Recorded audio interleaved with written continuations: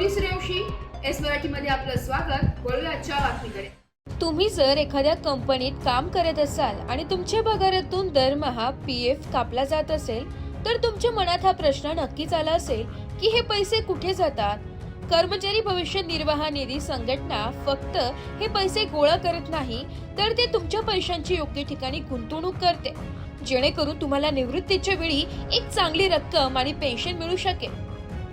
PF मध्ये कर्मचारी आणि कंपनी अर्थात मालक दोघेही दरमहा तुमचा मूळ पगाराच्या 12% रक्कम योगदान देतात। कर्मचाऱ्याचे योगदान 12%, तुमच्या पगारातून कापलेले हे 12% पैसे पूर्णपणे तुमच्या पीएफ खात्यात जमा होतात। यावर दरवर्षी व्याज मिळते।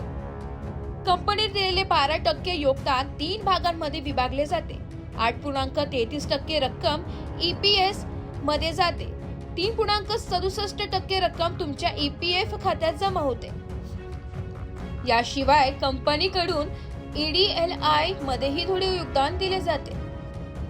उदाहरणार्थ, जर तुमचा मूळ पगार 16,000 रुपये असेल तर तुमच्या आणि कंपनीच्या बाजूने प्रत्येकी 1,920 रुपये जमा होत असतील तर आपले फक्त 587 रुपये पीएफ खात्यात दिसतील, कारण उरलेली रक्कम पेन्शन आणि विमा योजनांमध्ये जाते।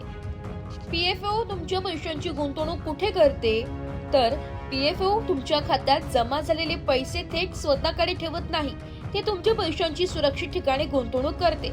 सरकारी रोखे आणि सिक्युरिटीज ही सर्वात सुरक्षित गुंतवणूक मानली जाते। त्यानंतर कॉर्पोरेट रोखे, यात सार्वजनिक आणि खासगी कंपन्यांचे रोखे असतात, जिथे परतावा मिळण्याची शक्यता थोडी जास्त असते।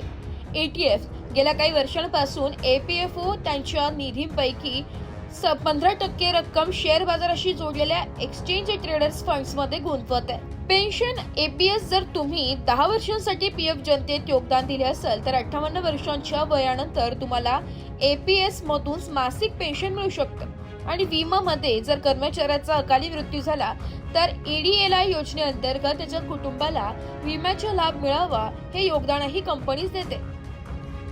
तुम्ही 10 वर्षांपेक्षा कमी काळ काम केले असेल आणि तुमचे पीएफ खाते बंद करत असाल तर तुम्ही फॉर्म 10C भरून एपीएस चा पैसा काढू शकता।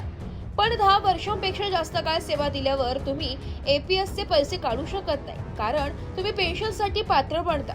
ही योजना तुमच्या निवृत्तीनंतर तुम्हाला आर्थिक सुरक्षा देण्याच्या उद्देशाने तयार करण्यात आली आहे। वृत्तसंकलन विभाग, एस मराठी न्यूज, नाशिक।